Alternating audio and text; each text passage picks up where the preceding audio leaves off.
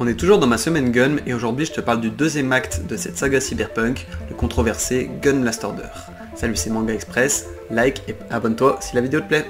Sache que cette chronique contiendra des spoils, comme je le disais dans la dernière vidéo, le but c'est de te remémorer les événements et d'analyser les points que tu n'aurais peut-être pas vus, donc je te conseille vraiment de lire le manga, sauf si ça ne te dérange pas d'être spoilé. J'ai aussi découpé la vidéo pour que ce soit plus digeste, tu trouveras les timecodes des chapitres sur YouTube pour ma plus grande vidéo à ce jour. J'ai conscience que tu vas peut-être pas regarder en un coup, alors n'hésite pas à mettre en à regarder plus tard et à la visionner en plusieurs fois. C'est parti! Kishiro vient remplacer le dernier chapitre de Gun qu'il a dû conclure dans la précipitation. On vient au moment de la régénération de Gali, à partir de petits bouts de son cerveau, grâce à une nanomachine de Destinova et de son nouvel assistant Jim Roscoe. Pendant cette résurrection, Gali a en quelque sorte l'esprit qui divague, et elle se souvient de son passé. On se souvient d'une Gali enfant, ou plutôt Yoko, sous son nom gardien, cyborg boiteuse et pleurnicharde, qui se fait aider par Erika, une autre orpheline plus courageuse, avançant sur un champ de mines de la planète rouge. Elles sont menacées par un soldat qui pointe son arme sur elles, mais Gelda, une adepte du Panzerkunst, leur sauve la vie. Depuis ce jour, elle lui voue une profonde admiration. La Gali du présent se réveille, elle possède désormais un nouveau corps, l'Imaginos, qui se transforme selon la perception qu'elle a d'elle-même. J'aimerais en parler plus, mais aujourd'hui on a beaucoup de choses à voir, donc on va s'en passer. Et je voulais pointer le dessin qui s'est vraiment amélioré, surtout quand on voit cette nouvelle armure, moi c'est le style que je préfère de Gun. Donc Gali se réveille seule, elle se rend compte que Nova s'est fait exploser la tête, mais c'est pas le seul cadavre qu'elle croisera en explorant la cité flottante. En effet, grâce à des enfants zalémiens que Gali sauve, elle apprend que Destinova a exposé au grand jour le secret de Zalem. À leur majorité, les civils se font extraire le cerveau et remplacer par une puce cerveau qui remplit exactement la même fonction. Les enfants et les adolescents avec un cerveau naturel et les adultes avec une puce commencent alors à se livrer une guerre sans merci et Gali prend le parti des enfants. Nola, une des adolescentes, lui demande de prouver qu'elle est humaine, malgré qu'elle n'ait pas de sang. Gali, qui pense qu'elle n'a jamais eu besoin de le prouver, lui annonce qu'elle a la certitude d'être humaine et que ça devrait suffire pour le prouver. Elle, qui a un cerveau naturel et un corps artificiel, devient alors l'opposé des adultes de Zalem qui ont un corps naturel et un cerveau électronique. Au cours de son exploration de Zalem, Gali tombe sur un Nova ressuscité, accompagné de 3 unités Tuned. Ce sont les copies de Gali numérotées qu'on avait vues pendant l'arc du Barjac.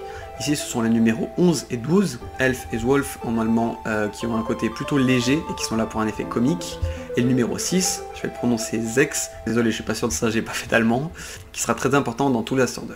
Zex est une guerrière qui n'a que pour ambition de dépasser Gali pour prouver sa valeur. Elle veut l'affronter en 1 contre 1 et demande aux autres de ne pas s'en mêler. Malheureusement, elles vont pas lui obéir. En plus du Panzerkunst, Zex a passé 1 an à développer une technique originale et elle est équipée d'un gros canon dans le bras. Alors qu'elle pensait avoir pris l'avantage, Gali se cache derrière Nova et il se passe une scène ridiculement drôle où Gali et Zex se battent alors que Nova est en rotation entre les deux. Gali réussit quand même à la battre en la piégeant. Nova nous introduit un élément qui aura son importance bien plus tard. Il tient dans ses mains un cube appelé P-Box, dont l'objet à l'intérieur est extrêmement précieux et qui aura une grande importance plus tard. Et Nova jure que c'est pas un faux.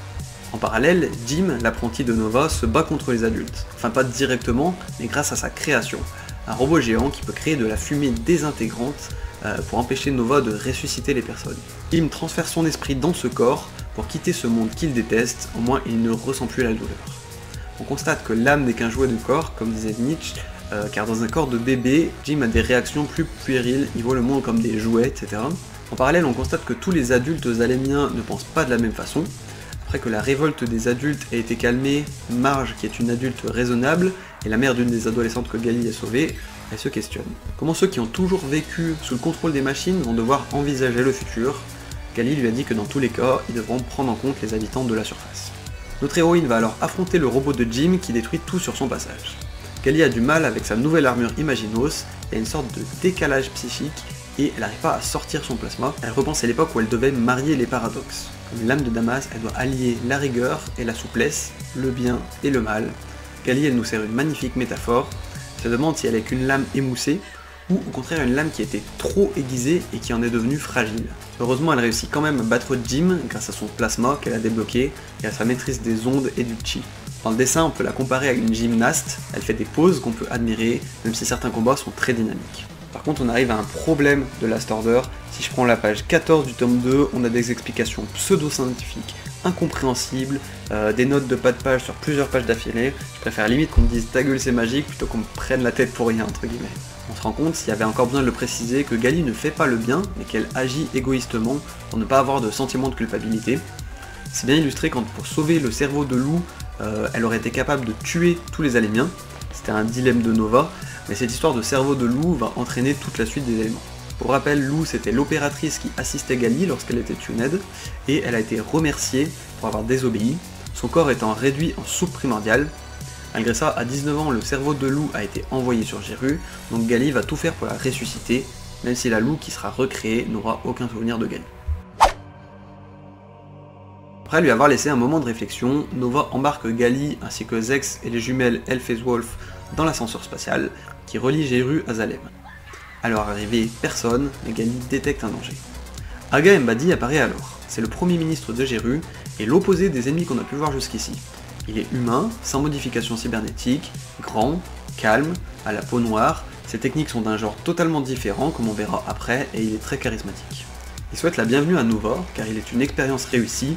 Zalem est un grand laboratoire de test où il en ressort rarement un individu plus brillant que les autres, incapable de s'adapter à la société. Comme Gali, Nova se débattait pour obtenir sa liberté.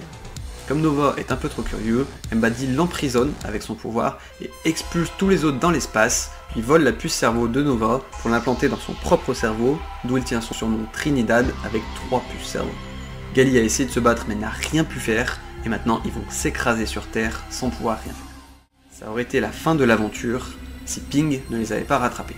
C'est un personnage qui nous a introduit aussi bien comme un sauveur que comme un escroc. Il veut les aider en échange des puces cerveau de Nova. On peut faire un parallèle entre Ping et Gali, tous les deux seraient prêts à tuer des inconnus pour leur bénéfice personnel. Suite à sa cuisante défaite contre Mbadi, Gali enrage, on l'avait peu vu exprimer cette colère depuis le début de Last Order.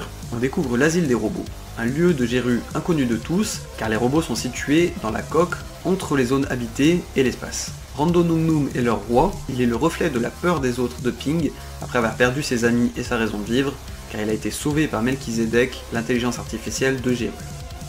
On a droit à beaucoup d'expositions, on apprend que les arbitres sont des nanomachines, présentes dans les cerveaux de tous les habitants de Geru, pour détruire à la source des idées malveillantes, empêchant par la même occasion toute idée de révolte contre le gouvernement. Les cerveaux extraits des habitants de Zalem, cette fois, après avoir été remplacés par des puces, sont empilés dans un incubateur, un réseau de cerveaux agissant comme un super ordinateur. Et c'est là que se situe celui de Lou. Gali ne pourra pas récupérer le cerveau de son ami sans l'assistance de Ping. Il lui propose de participer à un tournoi, le ZOT, littéralement le tournoi du zénith de toute chose, où Gali servira de diversion pendant le vol du cerveau.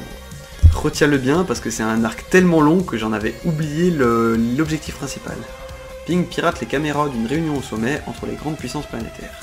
Mars, qui incarnerait l'Allemagne, est en conflit permanent, prise entre deux gouvernements qui tentent d'en prendre le pouvoir. Jupiter, la Russie ou l'Union soviétique, et Vénus, l'Occident. On peut identifier directement les habitants de ces planètes par leur physique. Les Jupitériens ont abandonné une forme humaine pour se transformer en radar avec des tentacules, alors que les Vénusiens ont une chair tellement atrophiée et difforme qu'on dirait même plus des humains. Mais le contrôle de Mars est aussi convoité par deux autres factions, le nouveau Troisième Reich, qu'on verra dans Mars Chronicles, et la monarchie parlementaire de Mars, dont la reine Limeila arrive. Avant l'entrée en scène de Limeila, il se discutait de sujets inquiétants dans l'univers. Grâce à différentes technologies, les humains vivent maintenant des centaines d'années, cependant ça entraîne différents problèmes. Les enfants deviennent illégaux à cause de la surpopulation, mais aussi parce qu'ils peuvent pouvoir détrôner leurs parents. Il y a également de nombreux cas de combustion spontanée, des corps qui s'enflamment sans aucune raison, ou encore Mbadi qui propose les déplacements grâce aux nanomachines et la levée de leur interdiction suite aux recherches de Destinova. Après son arrivée, Limeila montre son refus contre les tueries d'enfants. En privé, Mbadi il lui dit la soutenir, pourtant c'est à cause de ces directives que des battues sont organisées pour traquer et exterminer les enfants. Limeila et son équipage se rendent sur Léviathan 1, un ancien vaisseau spatial gigantesque, immobilisé et reconverti en colonie spatiale. Gali, Ping et son équipe ont infiltré le vaisseau des Martiens et se sont fait repérer par l'instinct de la redoutable Zazie, soldat d'élite habitué au combat en apesanteur. Gali, nettement désavantagé dans un scaphandre non adapté au combat, réussit pourtant à se souvenir de certaines techniques de Panzerkunst, le Verschlag, une onde qui se propage dans le corps jusqu'à s'accumuler et exploser. En voyant que Gali prend le dessus, Zazie est prête à se faire exploser pour supprimer le danger et protéger sa reine, mais Limeila l'en empêche et sauve les deux guerrières. Tout le monde arrive sain et sauf sur Léviathan 1, et se séparent temporairement. Ping veut utiliser une grande source d'énergie pour ressouder le corps de Gali abîmé, et on rencontre Lem, Lei et Martin qui nous permettent d'en savoir plus sur le passé de Ping.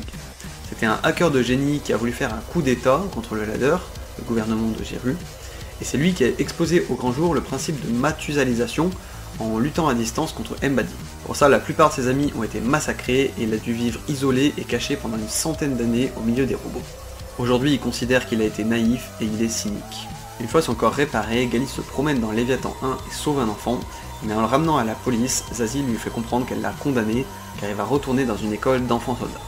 Ce sont des enfants qui apprennent l'art de la guerre en situation réelle, dans un lieu de massacre appelé la chambre de combat, où différents bataillons font un battle royal pour décrocher des drapeaux. Gali culpabilise et veut sauver cet enfant, et s'introduit dans la chambre de combat avec le soutien de Zex et surtout Zazie qui a déjà survécu à ce camp de l'enfer avant d'être au service de l'Omega. Zex commence à se demander la question qui le hantera tout au long de la série, qu'est-ce qu'un vrai guerrier? Zazie lui donne la réponse, c'est celui qui jure fidélité à son maître, qui n'est pas forcément une personne mais qui peut être aussi une valeur, une idée. Gali aussi recherche son maître, et ça tombe bien car le colonel Payne, mais non pas ce Payne, un ennemi qui ressemble fortement à Nazi, va en quelque sorte devenir son maître, enfin plus exactement c'est son fantôme qui va venir la tourmenter. Elle est torturée mentalement par un philosophe maléfique qui lui dit des phrases comme « un esclave qui se bat n'en est plus tout à fait un » ou encore « les hommes oublient leur impuissance lorsqu'ils s'agitent », pour dire que malgré tout ce qu'elle fait, Gali ne pourra pas porter tous les problèmes du monde sur ses petites épaules.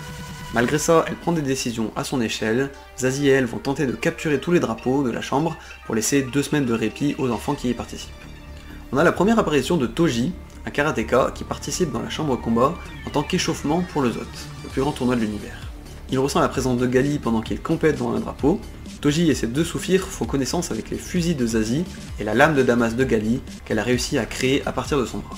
J'ai trouvé le combat un peu trop bavard, dans le sens où on a des spectateurs et des guerriers qui décrivent eux-mêmes leurs actions. C'est quelque chose que j'ai vraiment du mal depuis que j'ai vu Jojo. Le combat se termine sur une égalité, assurant un match retour pendant le tournoi. Pourtant Zazie les abandonne, elle ne participera pas en tant que membre des Space Angels, composés de Gali, les jumelles et Zex. En parlant de Zex justement, on le découvre avec un nouveau corps, le Fitzroy. J'ai bien dit le et pas la, car Zex est transgenre. Déjà que son ancien corps et son comportement ne laissaient pas paraître de féminité, maintenant il se genre au masculin. Je rappelle qu'au moment de la publication on est en 2011 et donc Kishiro est assez précurseur dans le traitement de la transidentité dans les mangas. Le début du ZOT est déclaré. Mbadi sait que les Space Angels ne sont pas là pour gagner le tournoi, mais il est satisfait d'attirer les éléments perturbateurs pour qu'ils se fassent détruire au combat. Dans un moment d'introspection de Gali, on apprend que ce n'est pas dans sa personnalité de faire semblant de se battre, même si c'est pour sauver son ami Wu. Pourtant, elle est perdue dans ses pensées lors de la phase éliminatoire, alors qu'elle détruit ses adversaires avec une facilité déconcertante. Les Space Angels se qualifient en peu de pages, ce qui sera pas le cas des combats interminables qui arriveront par la suite. Ailleurs, à Geru, on a la première apparition de Cerulea Sanguis, la vampire, qui vient à la rencontre de Mbadi. Alors on pourrait se dire que c'est bizarre d'avoir un vampire dans un univers cyberpunk, mais Kishiro il a déjà fait apparaître un loup-garou dans la série, et ensuite c'est bien intégré, car on verra comment elle en est arrivée là par la suite. Cerulea est venue tuer Mbadi, car elle menace ceux qu'elle protège, les enfants de la crèche stellaire, le Gun Troll. Mbadi a détruit le QG du Gun Troll, donc les membres participent au tournoi pour gagner la récompense, un territoire indépendant. Le Gun Troll est la première équipe contre qui les Space Angels vont se battre, mais Gali est en pleine hésitation avant le combat. Elle sait qu'elle doit se battre le plus longtemps possible pour que Ping cambriole le cerveau de Lou, mais en même temps ça veut dire réduire à néant les rêves de l'équipe d'en face. Payne revient dans son esprit la torturer. Tu refuses de te battre alors que tu ne sais rien faire d'autre. Si elle voulait vraiment sauver le monde, elle devrait sauver tous les cerveaux dans l'incubateur, et pas seulement celui de Lou. Elle fait seulement des actions pour ne pas se sentir coupable. Gali laisse Zex combattre pour ne pas avoir ça à les mains. En même temps, ça lui permet de progresser. Il réussit à battre Gelto et son singe Cohen avec une stratégie, puis Niz, le Rayman. Je m'attarde pas trop sur ce combat, t'as déjà pu constater la longueur de la vidéo. Elfeswolf ajoute un côté humoristique et absurde, elle porte un costume de Bunny Girl et tricote une écharpe à une vitesse qui dépasse le mur du son. Leur adversaire c'est Chu Tang, une adepte des arts martiaux chinois qui se défait des jumelles en un seul coup, puis de Zex malgré sa meilleure technique. Gali, qui était prête à abandonner, a un regain de motivation quand elle voit la détermination de ses adversaires. Elle change d'approche, et plutôt que de se battre pour faire diversion, elle va se donner à fond comme elle l'a toujours fait. Elle se bat pour elle-même, c'est le meilleur moyen de dépasser ses limites. On a des combats qui sont dans l'ensemble peu lisibles, mais les dessins sont magnifiques. Gali montre sa supériorité au corps à corps et gagne en un instant. Le dernier membre du Gun Troll arrive et il s'agit de la grande Cerulea. La présidente a une grande connaissance du Panzerkunst, pourtant Gali la sous-estime et certaines personnes estiment qu'une cyborg devrait gagner contre une humaine en chair et en os. Cependant, les arts martiaux chinois qu'elle pratique visent à détruire les articulations, c'est très efficace contre les cyborgs, mais Cerulea a un autre objectif, gagner du temps pour envoyer les enfants de sa crèche sur Mars, là où ils seront en sécurité. Cerulea n'est pas augmentée par les machines, mais son avantage est sa grande capacité de prédiction. Elle connaît tous les automatismes des cyborgs et peut anticiper. Pendant le combat, Gali se souvient qu'elles se sont déjà affrontées 200 ans auparavant, et suite à la défaite, elle s'est retrouvée à Kuzutetsu. Gali est terrifiée à l'idée d'affronter cette humaine avec ses 2 épées et ses centaines d'années d'expérience, pourtant elle est prête à tout donner.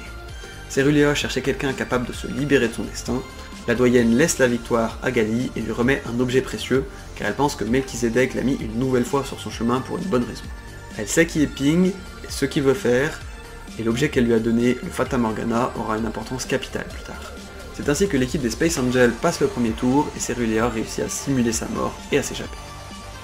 Notre naine préférée a une petite discussion avec le hacker Ping, le Fata Morgana lui permet de négocier, elle le prête à Ping, qui a passé 100 ans de sa vie à le rechercher, s'il accepte que les Space Angels se battent pour de vrai, et pas seulement comme une diversion.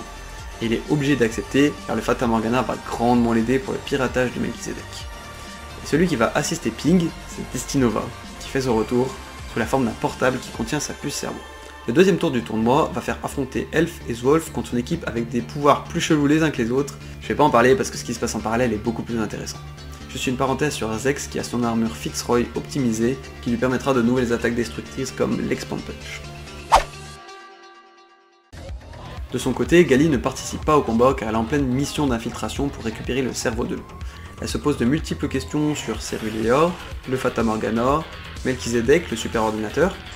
Quand elle aura comblé son trou de mémoire entre Mars et Kuzutetsu, elle pourra enfin revenir sur Terre. C'est un message indirect de l'auteur pour nous dire que le manga sera terminé à ce moment-là. Pendant qu'elle arpente la coque extérieure de Geru, dans l'espace donc, Ping lui révèle le contenu de la P-Box. La boîte que Nova tenait lorsqu'ils sont arrivés sur Geru contiendrait un cerveau, mais sans plus d'explications. Ça tombe bien, lorsqu'elle aura rejoint l'incubateur, Gali pourra échanger le cerveau de Lou contre ce cerveau inconnu et repartir ni vu ni connu. Mais ce que Gali s'attendait pas en se glissant dans les passages secrets de Geru, c'est se retrouver face à Yoko, sa version martienne. Comme dans un flashback, Gali revoit sa mémoire comme si ça se passait sous ses yeux. Et c'est une scène d'horreur, car Yoko a massacré une dizaine de soldats avec les tripes qui ressortent et du sang qui éclabousse dans tous les sens, mais Gali trouve ça beau, un Panzerkunst parfait, sans émotion, avant de se rendre compte que c'est elle qui a fait ça dans le passé. Elle se demande quelles sont les émotions que Yoko a ressenties pendant cette mission suicide, de la peur, de la tristesse, du remords.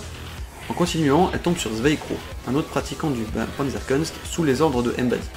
Elle apprend de sa part qu'il n'y a pas d'autres survivants dans les Kunstler. Malgré le peu d'estime que Zweikro a pour Yoko, il l'a jadis entraîné pour détruire l'intelligence artificielle Melchizedek.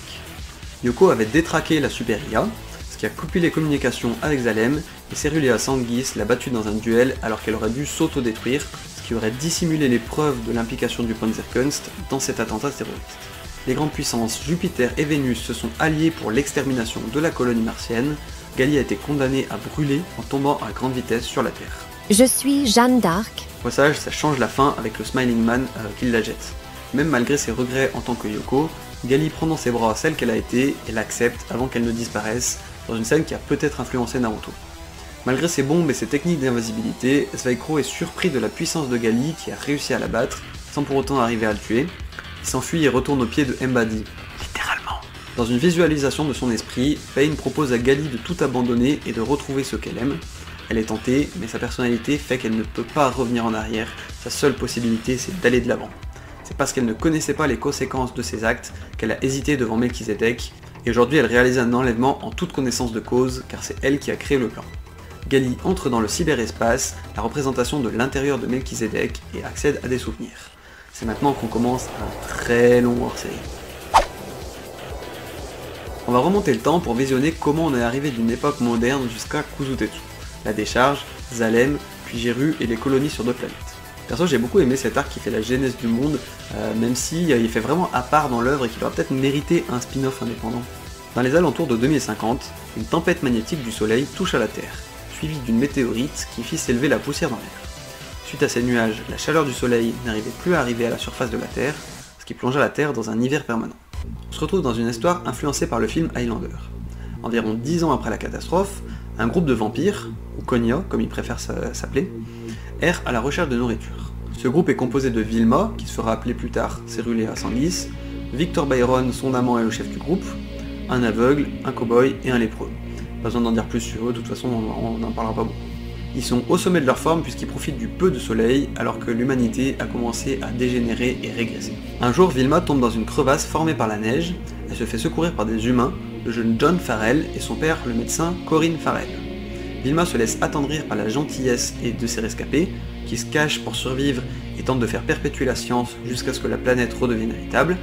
C'est eux qui vont construire Merlin, la base de Melchizedek. Vilma propose aux humains de s'allier aux vampires dans un élan idéaliste, et quitte l'abri en disant qu'elle saura convaincre Victor. Pourtant, celui-ci critique vivement les humains, du haut de ses 400 ans, il connaît parfaitement la part d'ombre des hommes. Vilma insiste et il feint de se laisser convaincre. Corinne Farrell invite les vampires à un repas dans l'abri, son fils John la prend à part et lui révèle que son père a préparé un piège pour les vampires. Certes, il a confiance en Vilma, pour l'avoir fréquentée pendant quelques jours, mais les autres vampires sont violents et assoiffés de sang. Victor et ses hommes se retrouvent piégés dans une salle prévue pour les empoisonner. Vilma, de l'autre côté de la porte, demande à Victor de promettre qu'il ne tuera pas les Farrell si elle les libère. Il promet puis massacre tous les humains à l'intérieur, excepté le père et le fils Farrell, à qui il coupe un bras et les abandonne dans le froid, mais il les a pas tués directement. On continue de voir la suite de la vie des vampires, comment ils survivent pour trouver leur nourriture, et sans qu'ils s'en rendent compte, une 50aine d'années est passée. Et comme le hasard du scénario fait bien les choses, les Konya tombent sur un jeune du nom d'Arthur Farrell, le descendant de John.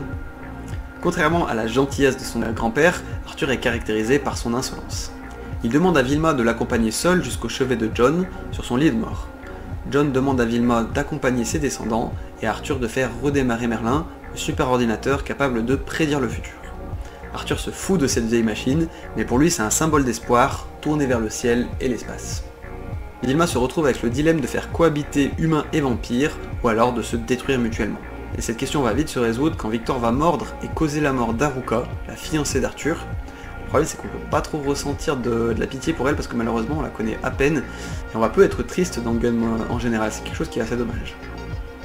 Bref, après la mort d'Haruka, Arthur devient le chef du repère et part affronter le monstre. Vilma prend le parti des humains à nouveau, elle affronte sur une structure qui donne un cadre assez original. Le combat est très lisible pour le coup. Victor va subir un deuxième choc mutagène qui lui octroie un blindage naturel, et personnellement je trouve que c'est n'importe quoi, de même que la technique qui transforme l'épée en fouet, qui permet de tirer une balle avec la limaille, c'est peut-être stylé mais c'est loin du réalisme que Kishiro nous avait habitués jusque-là. Victor il est monstrueux, il ressemble à Sanbi dans Naruto, Vilma elle fait une technique chelou de serpent, elle prend son épée pour une perceuse, bref c'est vraiment nawak. Par contre on peut pas nier que Vilma l'a achevé de manière hyper classe, avec le soleil qui vient pour montrer que l'espoir est de retour. En tant que leader, Arthur se voit obligé de tirer une balle sur Vilma, qu'il l'a tuée pendant quelques années. Par la magie du scénario et de ses pouvoirs de vampire, elle réussit à sortir de son cercueil, et elle revient dans le monde actuel, pile au moment où il y a une fusée qui décolle, symbolisant les progrès scientifiques qui ont été faits depuis.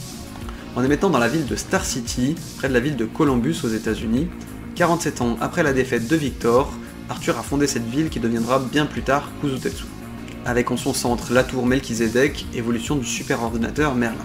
Et oui, je l'avais pas relevé jusque-là, mais il y a beaucoup de noms qui sont inspirés de la légende de la table ronde, Arthur, Merlin, la fée Morgane. J'aime bien quand un auteur ajoute une influence sur différents aliments de l'œuvre.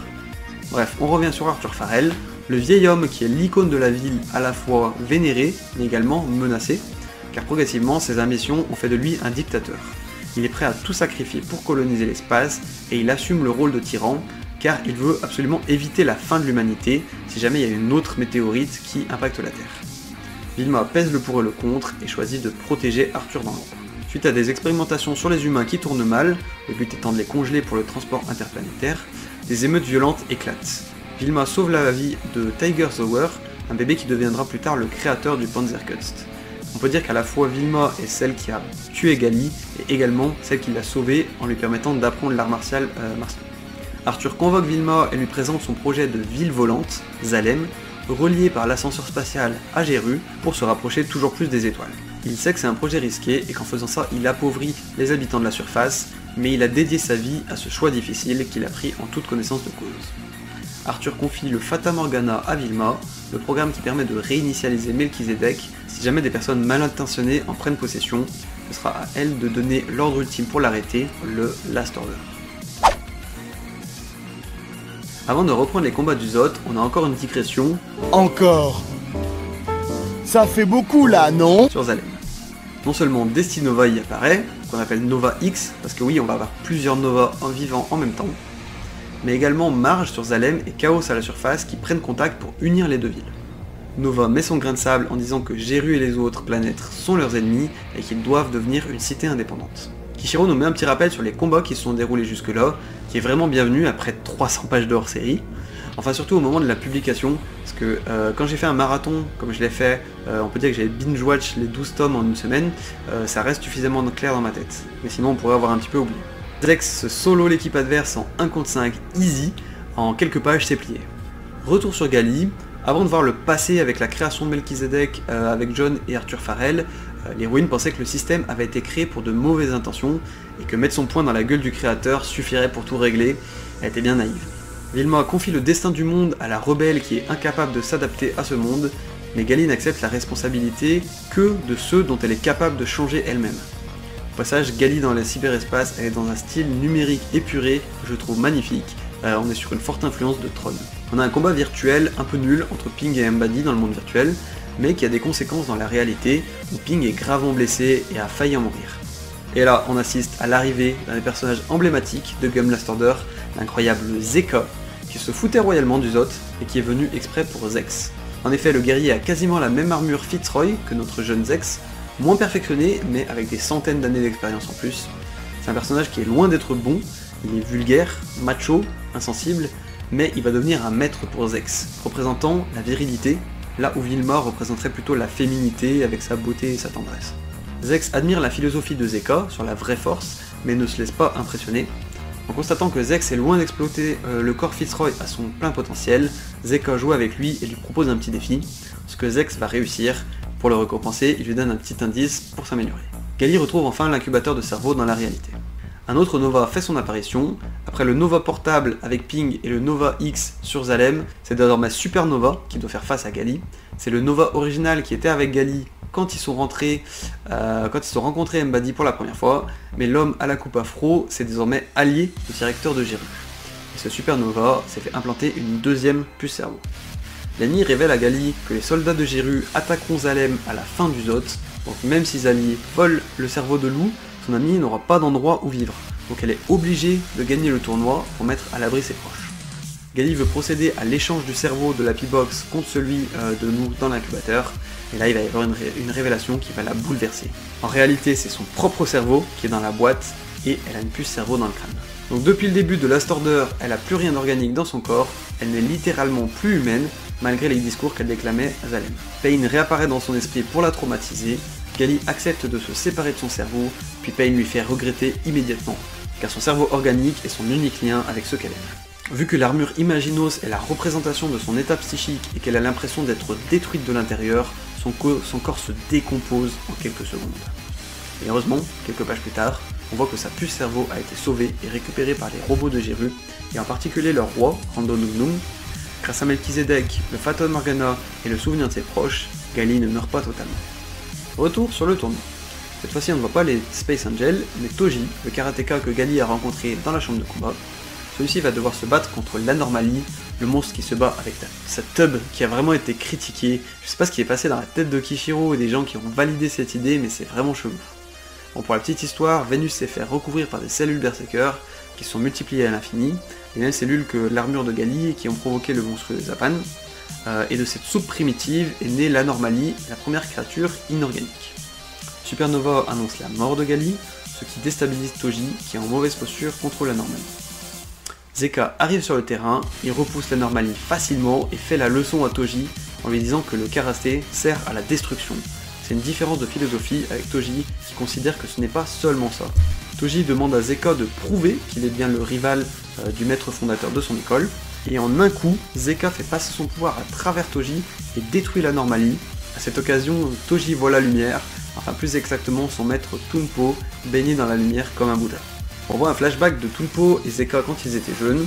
Leur maître leur imposa de développer la meilleure technique de karaté possible. Des années plus tard, Zeka voulait confronter sa technique avec son rival, mais il était déjà mort et ne restait que sa coquille vide, une statue dans laquelle Zena asséna un grand coup pour évacuer sa rage. Mais on dirait que Tunpo a possédé son disciple Toji pendant un instant. C'est volontairement flou pour l'instant et on aura une explication dans quelques tomes. Les quarts de finale se terminent et on passe à la demi-finale, les Space Angels contre Jupiter. Zex affronte seul le Warman 609, un robot à plusieurs formes. Il s'en sort plutôt bien malgré l'adversaire destructeur en face, et au moment où il est le plus en difficulté, Zazie, qui revient de Mars, vient l'assister. La tireuse d'élite a quelque chose d'important à dire à Gali, on y reviendra dessus un peu plus tard, et il s'agit de sa confrontation avec Erika. Et en parlant de Gali, Embady a la mauvaise impression qu'elle a un soutien inconnu et qu'elle serait peut-être encore en vie. La forme ultime du robot de Jupiter se déclenche alors qu'elle n'aurait jamais dû apparaître à cause du danger que représente son Jupiter Beam pour le public, dont le générateur de trous de verre tire son énergie directement depuis Jupiter. Même l'Expand Punch de Zex ne lui fait aucun dégât, les deux guerriers se retrouvent acculés. Mais une lueur d'espoir apparaît. Les restes de Gali, donc sa puce cerveau et le Fata Morgana, sont catapultés par le numéro 100, leur allié, sur le bras du Warman. Les restes de Gali fusionnent avec le bras de l'adversaire et elle en prend possession, et dans une de mes scènes préférées de Tougun, Gali surgit de son corps et renaît tel le phénix. C'est un move qui leur aura permis non seulement aux Space Angels de gagner leur accès à la finale, mais également à Gali de s'approprier le générateur de trous de verre et ainsi de faire évoluer son corps en Imaginos 2.0. Elle change également de tenue pour des habits plus épais, des gros gants, une veste avec des larges épaulettes, des grosses bottes style années 2000, et gagne une queue de chat qui va symboliser son comportement félin. Ça va être un running gag qui va revenir plusieurs fois pour un petit côté humoristique. Ça y est, tu l'auras vu, Gali est de retour dans ce monde de violence. Embady commence à provoquer la colère des spectateurs quand il demande l'annulation du tournoi parce qu'une équipe inconnue est arrivée en finale alors que la finale a toujours été programmée d'avance pour être entre Jupiter et Vénus.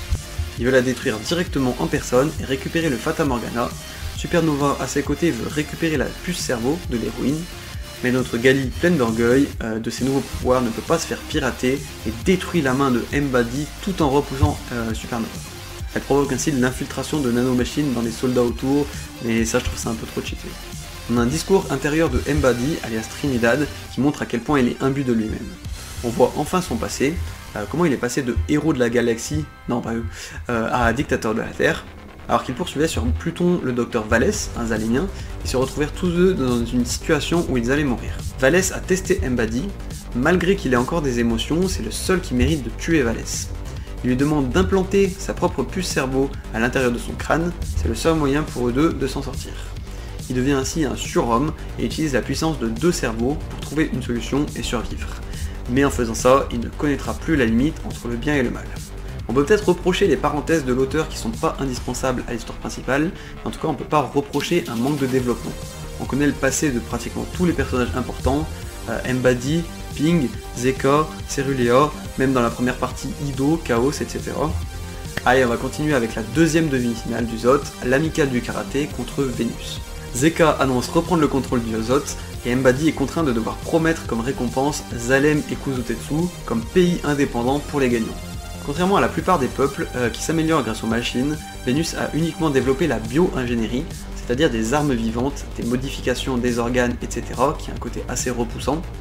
Avant le combat, on a également le passé de Toji. Le karatéka n'a pas consacré uniquement sa vie aux arts martiaux, mais également à aider les orphelins, et il veut gagner le tournoi pour obtenir son état indépendant. Zeka rejoint officiellement l'équipe de l'amicale du karaté, et en voyant ça, des karatékas de tout l'univers se proposent de rejoindre pour attirer l'attention du guerrier légendaire. Pour les départager, il leur demande de se buter les uns les autres dans un battle royal, et il choisira parmi les derniers survivants. On a énormément de descriptions chiantes des différentes influences de karaté, c'est peu intéressant et certaines variantes sont vraiment débiles. Du karaté vampire, what the fuck. Finalement, c'est 2 membres qui vont rejoindre l'équipe, Taraba, le maître crustacé, et Rakan, le violeur et assassin. Le combat commence. Je te passe les monstres gigantesques mais peu intéressants pour passer tout de suite à Homme du Feu. Cette créature est un monstre créé des cellules de Zeka, c'est un peu comme s'il devait affronter un clone de lui-même en version bête. J'ai abrégé un peu cette partie, mais Homme de Feu, dont le vrai nom est Y et sa nounou Olympe, sont tous les deux des créations d'un homme venu de Vénus, Isaro. Le premier est un homme bête et la deuxième est une androïde. ils vont se battre pour leur liberté et vont malheureusement en mourir. Leur tyrannique maître va les suivre dans la tombe, car ironie du sort, ce sont ses créations qui vont se débarrasser de lui. Il y a des très belles planches dans ce manga, notamment le Gargantua et le coup de pied de Toji qui crée une tornade. On a aussi une destruction de l'arène qui me fait penser à Dragon Ball Z, parce qu'à chaque fois l'arène finit toujours par se faire détruire. Suite à la mort tragique de Y pour Olympe, Zeka se dit que le rôle d'un homme c'est peut-être de donner sa vie pour une femme finalement. D'un coup, il termine le combat, donc les karatékas accèdent à la finale. Ils vont pouvoir se battre contre les Space Angels. Mais pas le temps de se réjouir, focus sur Zazie qui ne va vraiment pas bien. Pendant que Zex réfléchissait à de nouvelles techniques, et qu'il a enfin compris l'indice de Zeka, on lui apporte le corps de Zazie inconsciente. Ce serait à cause de Panzerkunst, et Gali passe pour la méchante. Vu que c'est une attaque de vibration, un Verschlag, Zex pense que Gali les a trahis, il fonce dans le tas comme d'hab, mais Zazie le stoppe et lui donne l'explication. Pendant qu'elle était sur Mars, avant de revenir dans le tournoi, elle a fait la rencontre d'Erika sur le champ de bataille. Erika, qu'on avait vu enfant dans le tome 1 de Last Order qui aidait Gali, apparaît ici comme une guerrière impitoyable, qui a décimé tout un bataillon, mais a mystérieusement épargné Zazie quand cette dernière a mentionné le nom de Yoko, le nom martien de Gali. Zex veut tout faire pour la sauver, il considère maintenant Zazie comme une amie. Zex et Gali se chamaillent et se bagarrent comme une grande sœur et son petit frère, c'est marrant et c'est mignon de voir ça.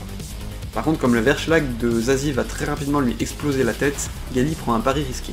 Elle veut annuler l'onde en créant une onde opposée, mais ce serait impossible, excepté si elle n'avait pas le Fata Morgana, qui lui attribue une vitesse de calcul surpuissante et un corps avec une vitesse supersonique. Grâce à ça, Gali va réussir à sauver Zazie, et dans l'onde, l'héroïne décrypte un message. A bientôt. Elle comprend que si Zazie n'a pas été tuée sur Mars, c'est parce qu'Erika voulait lui transmettre ses salutations, et pour nous lecteurs, ça annonce qu'on aura plus tard des retrouvailles entre les amis d'enfance. On change de point de vue pour passer sur le grand manipulateur Mbadi. Il obtient l'autorisation d'utiliser Damoclès, le canon qui pulvérisera Zeka et Gali à la fois pendant la finale, réduisant à néant ses deux plus grandes menaces en une seule fois. Arthur, l'avatar de la Super IA, met en garde Mbadi. Il commence à parler de causalité, c'est un vrai bullshit incompréhensible entre tornades et vortex de causalité, et en vrai on s'en fout. Pourtant Mbadi se fait défoncer en rêve par Gali, on a plus d'humour dans cette partie-là, et ça fait du bien parce que c'est un manga qui est quand même très sérieux.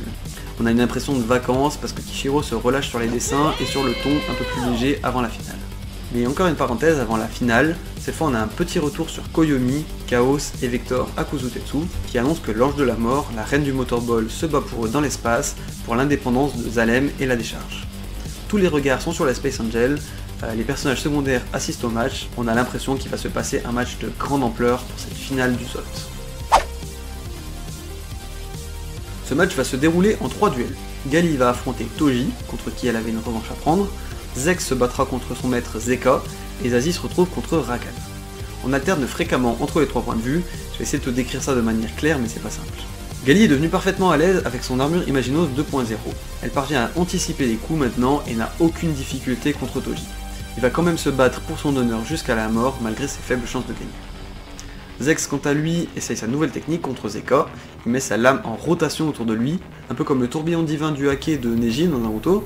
Zex croit avoir coincé Zeka et lui balance un expand punch à contraction explosive, mais Zeka le contre avec exactement la même technique, à la même puissance, prouvant sa supériorité sur son élève.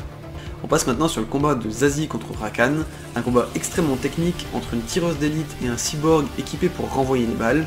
Je vais pas tout te détailler, mais c'est un combat intéressant, bien que long, qui n'a pas la même aura que les deux autres combats d'un niveau quasiment divin. Mais Rakan arrive à épuiser quasiment toutes les munitions des 4 ou 5 armes de Zazie. Malgré de nombreux retournements de situation, elle réussit quand même à arracher la victoire sur le fil, mais elle ne pourra pas aider son équipe par la suite. Gali se fait appeler Chat Noir en hommage à sa queue, sa façon de se déplacer ou encore à la légende racontée par Toji, et aussi à cause de son caractère capricieux.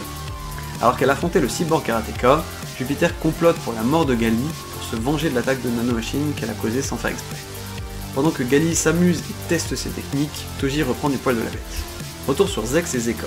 Il veut corriger l'arrogance du genou qui croit pouvoir résister à l'écarteleur de dragon, la technique ultime de Zeka. Il suffit à Zeka de mettre un Tsuki parfait, un point dont toute l'énergie explose dans le corps. Mais c'était un pari que Zex a pris pour absorber l'énergie du coup, et ainsi passer son corps en vitesse supersonique tout en restant immobile. Zeka le félicite parce qu'il lui a fallu 10 ans pour débloquer cette technique, alors que Zex est né il y a seulement 2 ans. Quand on compare Gali qui est au Hoten, Zex est plus divertissant pour le lecteur parce qu'on le voit progresser. On a aussi de la compassion pour Toji, le karatéka passe en mode instinct de survie, il crée une tornade de feu grâce au plasma de Gali et réussit à détruire son corps. Mais son esprit a traversé le trou de verre pour se retrouver à Jupiter et elle ravage les planètes des robots en s'énervant. Zex parie sur le retour de Gali, vénère, et effectivement, après une fusion nucléaire, oui, on est dans la surenchère, mais en même temps c'est le combat final, donc c'est le sommet de l'œuvre, donc voilà. Et du coup je disais, sur une fusion nucléaire, l'ange de la mort ressuscite, et c'est clairement une de mes planches préférées, le dessin est incroyable. Kishiro nous explique la symbolique, si elle a des ailes c'est parce qu'elle veut dépasser ses limites, alors que sa queue de chat représente son instinct de survie. Alors qu'on croit que Zex prend l'avantage sur Zeka, il commence enfin à se battre sérieusement, un peu comme Goku qui veut affronter ses adversaires au top de leur puissance. Le grand-père qui a créé les corps Fitzroy de Zeka et Zex lui a expliqué sa faiblesse. Il contient un générateur d'antimatière dans son ventre qui le rend instable. Bon, ce que Zex n'avait pas compris, c'est qu'il fallait faire semblant de frapper dans le générateur, et en mettant un grand coup dedans, il a failli détruire tout ce qu'il y avait sur des kilomètres. Mais bon, on sait bien que Zex c'est pas le plus malin. Zeka est KO pour un moment, mais l'élève est comme son maître et il veut pas le frapper avant qu'il se soit remis. Petit flashback sur Gali qui avoue qu'elle avait une puce cerveau à Zex, et finalement qu'elle ne lui est pas supérieure malgré qu'elle le prenait pour un gros débile. Zex leur rappelle leur promesse de se battre si jamais ils sortent vivants du tournoi. Pendant que Gali se pose des questions sur son look, les réactions de Toji ont changé, il ne parle plus et arrive maintenant à contrer Gali avec sa puissance maximale. Elle attaque avec une lame dans sa bouche, comme dans le tome 5, puis elle enchaîne avec un coup de pied à charge creuse. Elle croyait avoir triomphé de Toji, mais une main a stoppé la lame, c'est celle de Tunpo, le légendaire maître en arts martiaux et rival de Zeka, qui sort du corps. Là on est clairement dans le toujours plus, je me demande même si c'était vraiment utile, même s'il va résoudre des intrigues un peu plus tard. Tout le monde, même Zeka et Mbadi, craint et respecte Tunpo, malgré son sourire bienveillant. Il explique que son apparition n'est pas si miraculeuse, en fait il est passé dans le corps de Zeka lorsque celui-ci a frappé sa statue, puis il est passé dans le corps de Toji lorsque Zeka a frappé l'Anormalie à travers lui. Retourne voir la chapitre du Zod partie 2 si jamais c'est pas assez clair dans ton esprit. Maintenant Zeka il en a plus rien à foutre du Zod et il veut juste savoir quelle est la meilleure technique entre la sienne et celle de Tunpo. Tunpo il constate une joie simple dans l'enchaînement de coups de son rival dont il était jaloux. En même temps on a le canon de Damoclès qui s'active et le dieu du karaté réussit en un mouvement à dévier Damoclès et le point d'antimatière de Zeka. Tunpo il a développé une technique anti-Zeka et il l'expulse sur la lune. Son abandon signe la fin du tournoi et la victoire de l'équipe de Gali. Et donc l'indépendance de Zalem et Kuzutetsu. Mais Mbadi n'a pas dit son dernier mot. Les habitants de Jeru peuvent assister à un piratage des caméras de surveillance de Ping qui les libère également de l'unanime. Tout le monde s'oppose à Mbadi suite à l'assassinat du président et son envie de retirer avec Damoclès. La déflagration arrive, Gali et Tunpo s'allient pour pouvoir contrer le tir, en puisant dans la puissance infinie de Jupiter pour créer un trou noir. C'est ça le véritable point profondeur de tigre. Mbadi pète un câble et fait un dernier sale coup, il provoque l'expulsion de l'Onion Frame sur la lune. L'Onion Frame c'est la partie supérieure de Jeru, et si elle est enlevée aussi rapidement ça crée un déséquilibre. Zalem se retrouve à tomber sur le sol, mais pire, les villes humaines vont être pulvérisées. Melchizedek demande personnellement à Gali de sauver le monde, il faut qu'elle fasse en sorte que l'Onion Frame ne touche pas la lune. Pendant la confusion générale, Mbadi paye de ses crimes en se faisant tuer par Vilma la vampire. On repart un tout petit peu dans le passé. Avant la finale, Gali a discuté avec la super intelligence artificielle de Jupiter, Yupitan. Elle a été en réunion avec lui et Melchizedek, la super IA de la Terre. Yupitan a analysé et estimé qu'à la finale du Zod, il n'y aurait pas de vainqueur et une grande catastrophe.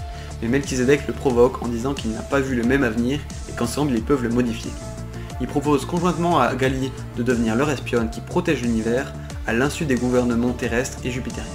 Mais pour ça, elle ne doit plus avoir aucun doute sur son identité, elle doit donc décider si elle récupère son cerveau organique ou si elle garde sa puce cerveau, condition nécessaire pour être compatible avec le Fata Morgana. Gali médite et prend son temps pour donner sa décision, c'est quelque chose dont on ne doit pas prendre à la légère. Finalement, elle accepte de garder sa puce cerveau et de devenir l'agent secret des IA, le Last Order.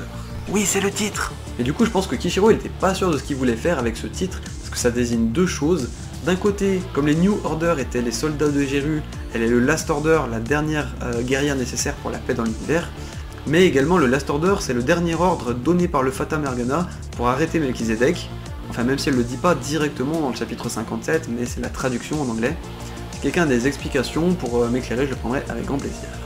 Les nanomachines de l'Imaginos de Gali infiltrent alors l'Onion Frame et lui fait pousser des ailes, le faisant ressembler à une créature divine. Grâce à ses ailes métalliques, Gali empêche le crash sur la lune et tout est bien qui finit bien. Mais ça fait longtemps qu'on n'a pas eu des nouvelles des gens de la surface, alors Kishiro se fait un petit kiff et nous fait 18 chapitres sur Ido et Foggia. Pour faire très vite, parce que mon moi futur va déjà me détester pour le montage de cette longue vidéo, Foggia il a des rumeurs comme quoi Gali elle est décédée, donc il part en voyage pour essayer de la retrouver. Il tombe sur Zex qui lui coupe un bras, mais Foggia réussit à s'enfuir.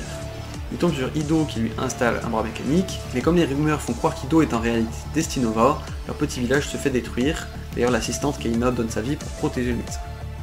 Ido et Foggia font la connaissance de Koyomi, puis de Chaos, ils se rendent sur Zalem où évidemment Nova X les fait tomber dans un piège. Encore. Ça fait beaucoup là, non? Selon lui, c'est une façon de tester Chaos en tant que leader et qu'il assume la responsabilité de la mort des autres. Ido retrouve la mémoire, ils font connaissance avec Marge, l'adulte responsable que Gali avait connu pendant la guerre entre les enfants et adultes de Zalem. Ce groupe très varié prend un ascenseur orbital pour monter à Geru, et il découvre que suite aux émeutes, les habitants ont laissé le pouvoir aux robots. Dans un certain sens, on peut dire que Mbadi avait raison quand il disait que les humains sont des moutons et qu'ils ont besoin d'un berger. Foggia offense l'un des robots, et ils se retrouvent encerclés et menacés. Ils se font sauver par Lem Lei, l'ami de Ping, et retrouvent Pepe Fitzroy et le reste de Random Num, le roi des machines déchu. Ils veulent renverser le roi des machines actuel, Hécaton, qui n'est autre que le numéro 100, le Deckman dont j'ai très peu parlé jusqu'ici, qui suivait Gali et Nova depuis le début, et j'ai trouvé marrant qu'un personnage aussi insignifiant puisse se retrouver dans une position aussi haute. Mais il n'est pas là pour rien, parce que Gali lui avait confié une mission, ramener Lou à la vie, à partir de son cerveau.